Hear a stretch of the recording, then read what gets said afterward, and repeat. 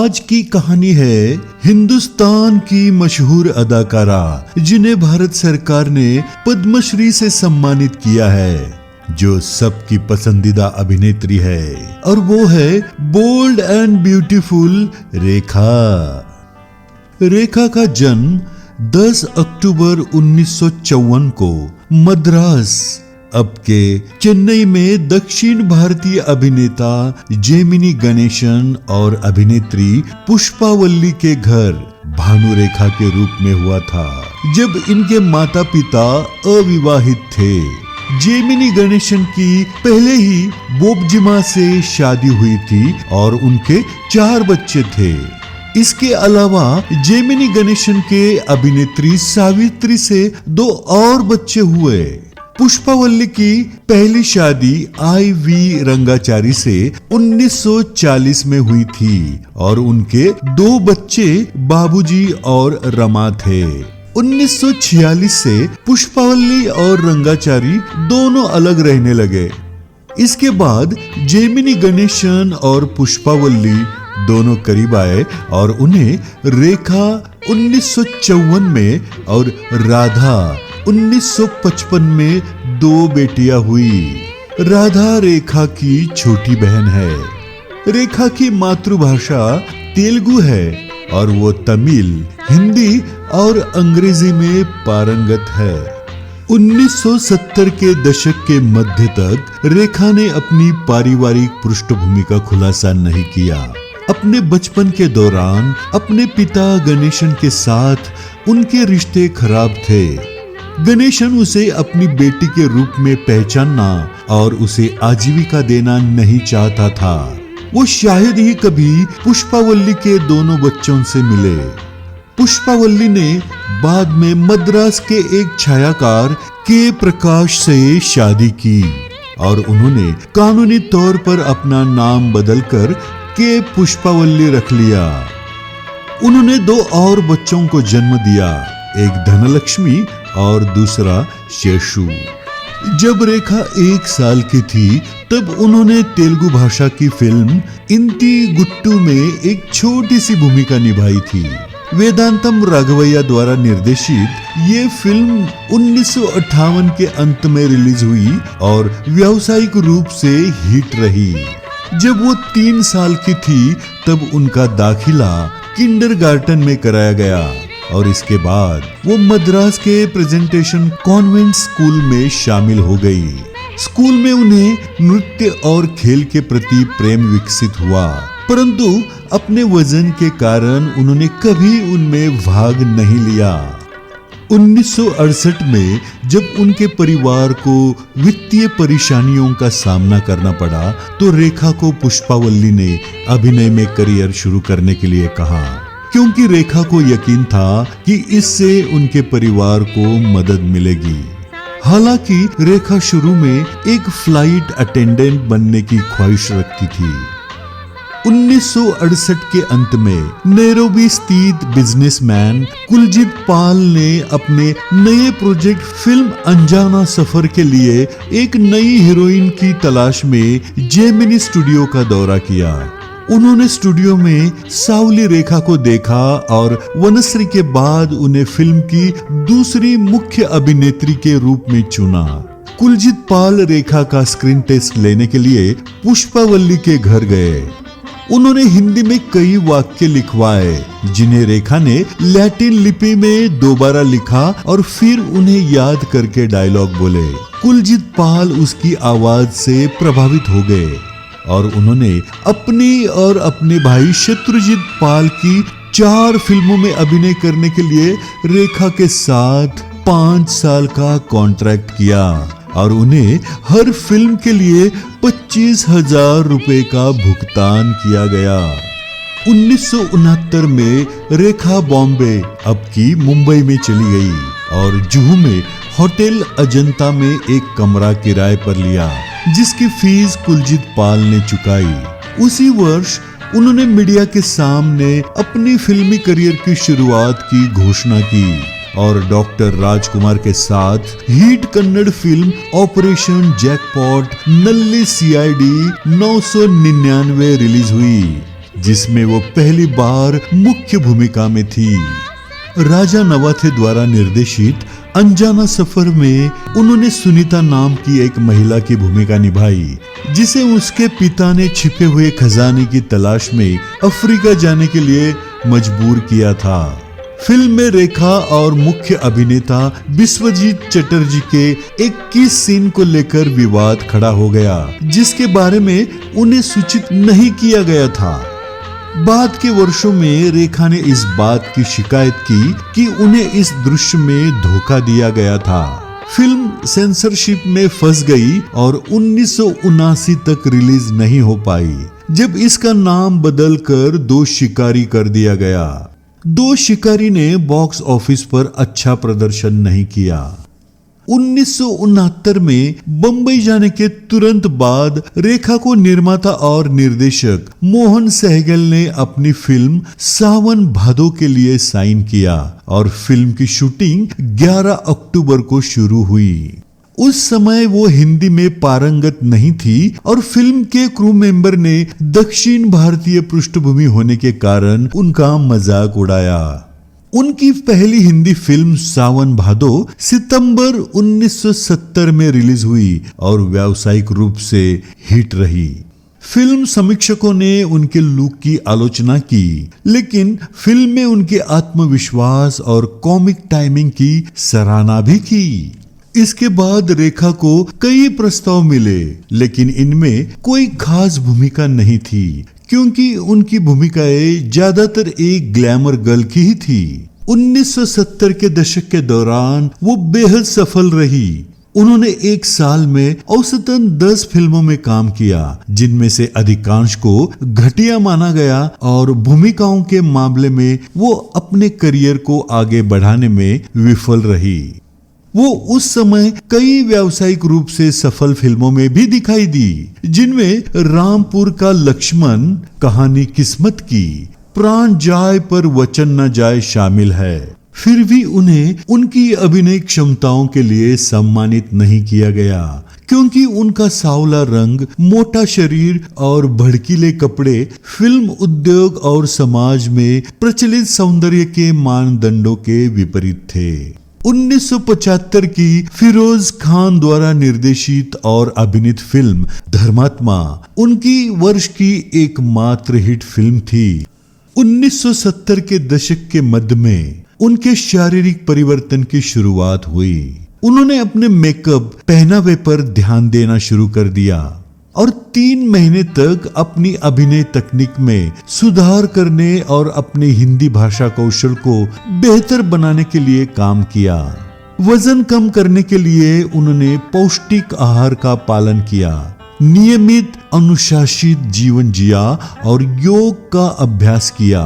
बाद में शारीरिक फिटनेस को बढ़ावा देने के लिए एल्बम रिकॉर्ड किए। जब उनके स्क्रीन व्यक्तित्व के साथ साथ उनके अभिनय की शैली में भी तेजी से बदलाव आया, तो दर्शक मंत्रमुग्ध हो गए। रेखा ने अपनी फिल्मी भूमिकाओं को अधिक सावधानी से चुनना शुरू कर दिया। रेखा की पहली अभिनय उन्मुख भूमिका 1976 में आई, जब उन्होंने 2 अनजाने में अमिताभ बच्चन की महत्वाकांक्षी और लालची पत्नी की भूमिका निभाई। ये अमिताभ के साथ उनकी पहली फिल्म थी। वे नमक हराम में एक साथ दिखाई दिए थे, लेकिन रेखा की जोड़ी राजेश खन्ना के साथ थी। 1977 तीसरा वर्ष था जब रेखा को लगातार एक व्यावसायिक सफलता मिली। एक्शन क्राइम फिल्म खून पसीना उस साल की 6ठी सबसे ज्यादा कमाई करने वाली फिल्म बनकर उभरी। उसी वर्ष उन्होंने विनोद खन्ना और नादिरा के साथ कॉमेडी ड्रामा आपकी खातिर में अभिनय किया। गरीब लड़की की उनकी भूमिका ने कई फिल्म पत्रकार संघों से पुरस्कार जीते। रेखा के जीवन में टर्निंग पॉइंट 1978 में आया, जब उन्होंने सामाजिक फिल्म घर में एक बलात्कार पीड़िता का किरदार निभाया। इस फिल्म को उनका पहला उल्लेखनीय मील का पत्थर माना गया। उन्हें फिल्म फेयर पुरस्कारों में सर्वश्रेष्ठ अभिनेत्री के लिए अपना पहला नामांकन मिला। उसी वर्ष उनकी एक और रिलीज मुकद्दर का सिकंदर, जो उस वर्ष की सबसे बड़ी हिट फिल्म के रूप में उभरी और रेखा उस समय की सबसे सफल अभिनेत्रियों में से एक के रूप में स्थापित हुई। फिल्म को सकारात्मक प्रतिक्रिया मिली और जोहराबाई नाम की एक तवायफ की संक्षिप्त भूमिका के लिए रेखा को फिल्म फेयर में सर्वश्रेष्ठ सहायक अभिनेत्री का नामांकन मिला। दो अनजाने के बाद उनके सह कलाकार अमिताभ बच्चन के साथ प्रेम संबंध की अफवाहें उठने लगी। उस समय के फिल्म निर्माताओं ने इसे स्क्रीन पर कथित अफेयर का फायदा उठाकर अपनी फिल्मों को प्रचारित करने के एक अवसर के रूप में देखा, जैसा कि 1979 की मिस्टर नटवरलाल और सुहाग में किया गया था। अगले 2 वर्ष और भी अधिक सफल रहे।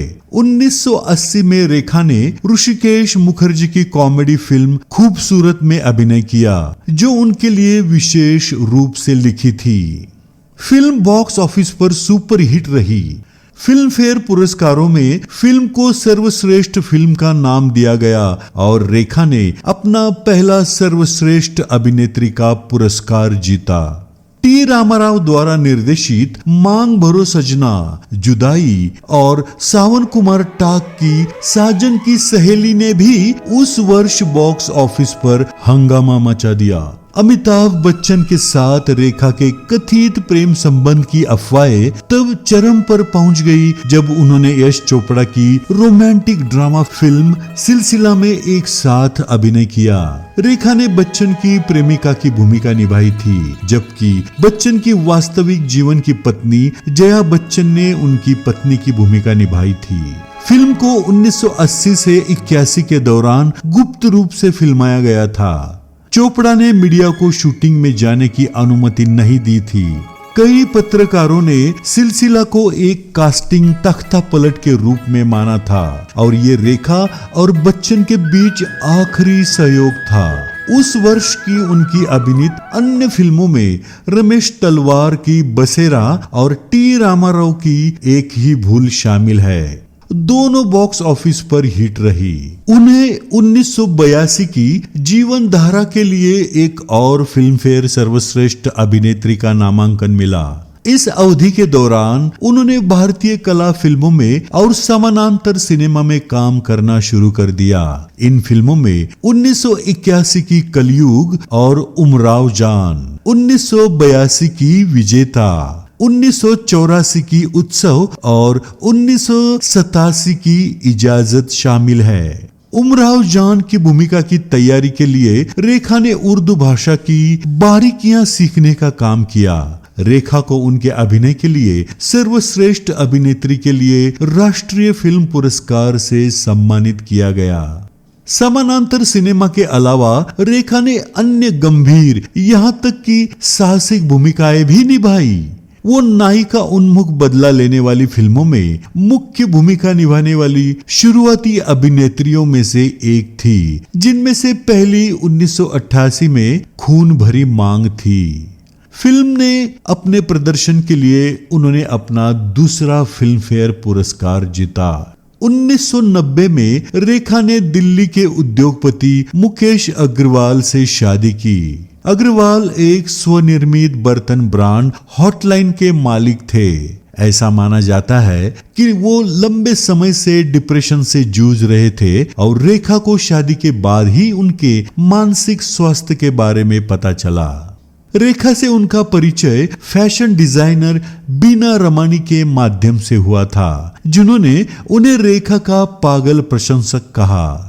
उनकी शादी 4 मार्च 1990 को हुई थी और कुछ महीने बाद जब वो लंदन में थी तो उनके पति ने सुसाइड किया और एक नोट छोड़ा कि इसके लिए किसी को भी दोष न दे।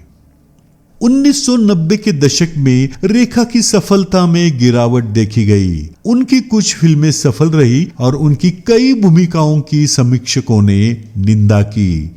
हालांकि आलोचकों ने अभी भी नोट किया है कि हेमा मालिनी और राखी जैसी उनकी पीढ़ी की अधिकांश अभिनेत्रियों के विपरीत जो विशेष रूप से मां और चाची के किरदार निभाने के लिए आगे बढ़ी, लेकिन रेखा अभी भी उस समय प्रमुख भूमिकाएं निभा रही थी जब युवा महिला सितारों का उदय हो रहा था।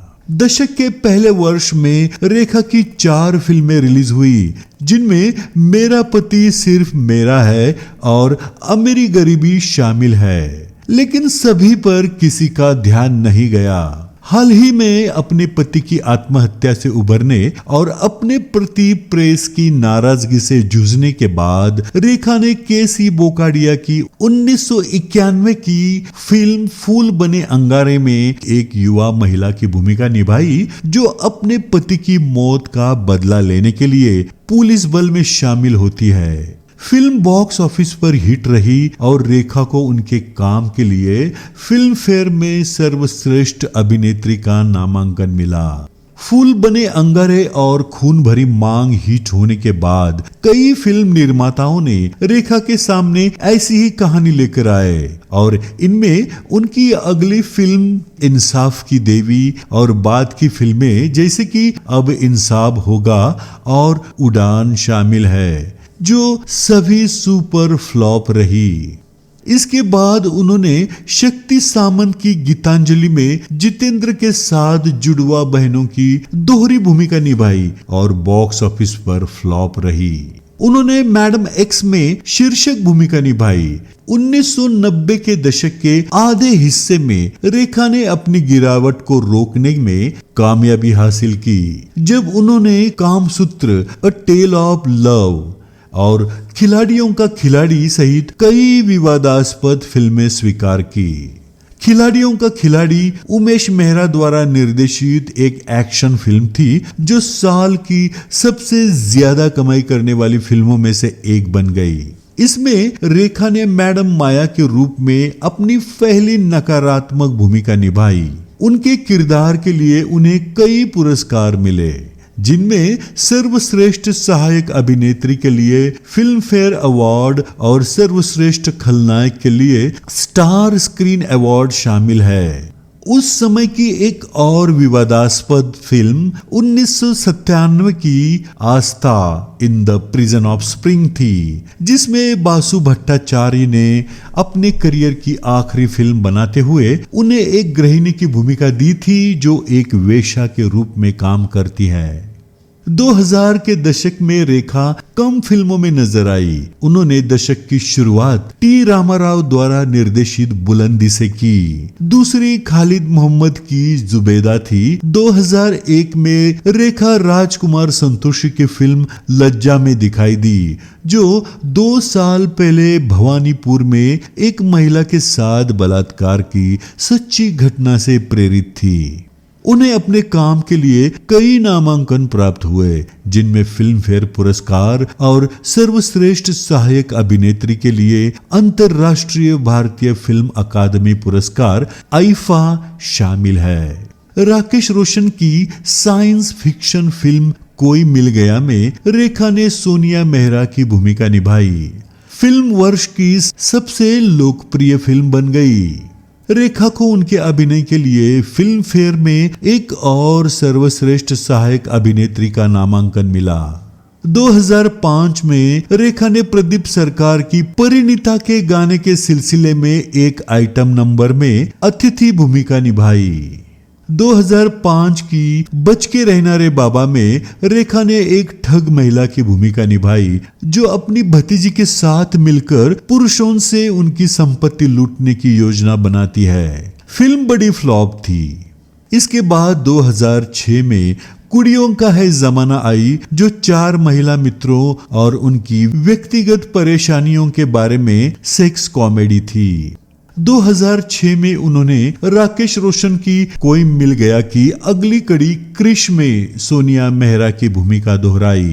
क्रिश वर्ष की दूसरी सबसे अधिक कमाई करने वाली फिल्म बन गई और इसके प्रीक्वल की तरह इसे ब्लॉकबस्टर घोषित किया गया। 2007 में उन्होंने एक बार फिर गौतम घोष की फिल्म यात्रा में एक वेश्या की भूमिका निभाई। अपने करियर के शुरुआती दौर में ऐसी भूमिका निभाने में उन्हें जो शुरुआती सफलता मिली, उसके विपरीत इस बार फिल्म अच्छा प्रदर्शन करने में असफल रही। 2010 में रेखा को भारत सरकार द्वारा दिए जाने वाले चौथे सर्वोच्च नागरिक पुरस्कार पद्मश्री से सम्मानित किया गया।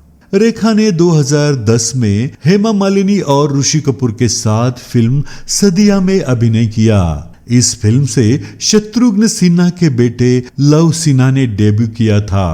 ये फिल्म बॉक्स ऑफिस पर अच्छा प्रदर्शन करने में असफल रही। 2014 में रेखा अभिषेक कपूर की फिल्म फितूर पर काम कर रही थी, लेकिन अज्ञात कारणों से उन्होंने फिल्म छोड़ दी और बाद में उनकी जगह तब्बू को साइन किया गया। 2014 में उन्होंने दिवाली पर रिलीज हुई सुपर नानी में भी काम किया। सुपर नानी एक पारिवारिक ड्रामा थी। 2015 में वो आर बाल्की की शमिताब में भी दिखाई दी। उनके शादी के बारे में एक और अफवाह थी कि उन्होंने 1973 में अभिनेता विनोद मेहरा से शादी कर ली है, लेकिन 2004 में सिमी गरेवाल के साथ एक टेलीविजन इंटरव्यू में उन्होंने मेहरा को अपना शुभचिंतक बताते हुए उनसे शादी करने से इनकार कर दिया। आज की तारीख में रेखा जी मुंबई में अपने बांद्रा स्थित घर में रहती है। रेखा की कोई संतान नहीं है। 2012 में रेखा को भारत की द्विसदनीय संसद के ऊपरी सदन राज्यसभा के लिए सांसद सदस्य रूप में नामित किया गया था। उन्हें कला के क्षेत्र में उनके योगदान के लिए प्रधानमंत्री मनमोहन सिंह की सिफारिश पर राष्ट्रपति प्रतिभा पाटिल द्वारा इस पद पर नियुक्त किया गया था। उनका कार्यकाल 27 अप्रैल 2012 को शुरू हुआ और 27 अप्रैल 2018 में समाप्त हुआ। मिमिक्री टीवी रेखा जी के फिल्मी सफर को सलाम करता है।